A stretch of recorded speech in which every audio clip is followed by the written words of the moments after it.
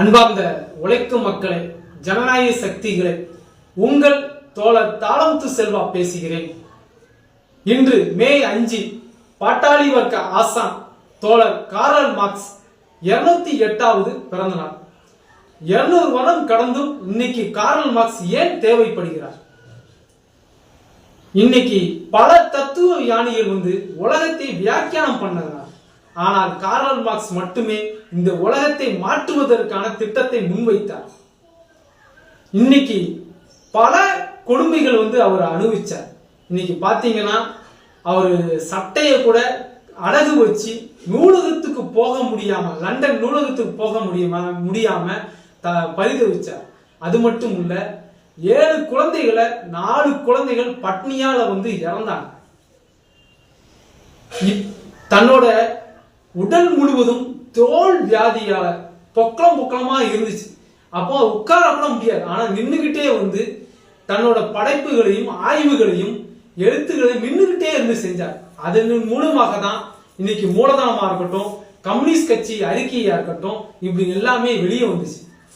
ஆனா இன்றைய சூழ்நிலை எப்படி இருக்கு? இன்னைக்கு அமெரிக்கா ட்ரம்ப் மேலாதிக்கத்துக்காக ஒட்டுமொத்த உலகத்துக்கும் மேலே போர் தொடுத்துட்டு இருக்கிறாங்க. இன்னைக்கு ஈரானா இருக்கட்டும், பாலஸ்தீனா இருக்கட்டும், காசாவா இருக்கட்டும், இப்படி எண்ணற்ற நாடுகள் மேல போர் தொடுக்கிறது மட்டுமல்ல, பொருளாதார தடை விதிச்சு அங்க இருக்கிற மக்களை பசி பட்டினியால கொடுமையால ஆக்கிட்டு இருக்கிறாங்க. இன்னைக்கு இந்தியாவை எடுத்து வரி மேல வரி போட்டு தன் அடிமையாக்குறதுக்கான வேலைகளை செஞ்சுட்டு இருக்கிறாங்க.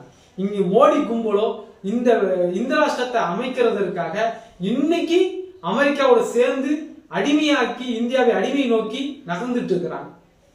இதே நம்ம தூத்துக்குடி பகுதியில், நெல்லை மாவட்ட பகுதியில் எடுத்துக்கிட்டீங்கன்னா, இன்னைக்கு கப்பல் கட்டும் தளம் சொல்லி இன்னைக்கு இருக்கிற அங்க உப்பளத்தையும் மீனவர்களையும் அங்க இருக்கிற விரட்டி அடிக்கிற வேலைகள் செய்கிறார்கள். வெம்பூர் சிப்காட்டுன்னு சொல்லி கொண்டு விவசாயிகளை அடித்து விரட்டுவது, அங்க இருக்கிற ஆடு மாடுகள் மேய்ச்சல் நிலத்தை அழிப்பது, இப்படி மேற்கு தொடர்ச்சி மலையில் இருக்கிற கனிம வளங்களை எடுப்பதற்காக ரோடு போடுவது, இதை தொடர்ச்சியாக செஞ்சு கொண்டு இருக்கிறார்கள்.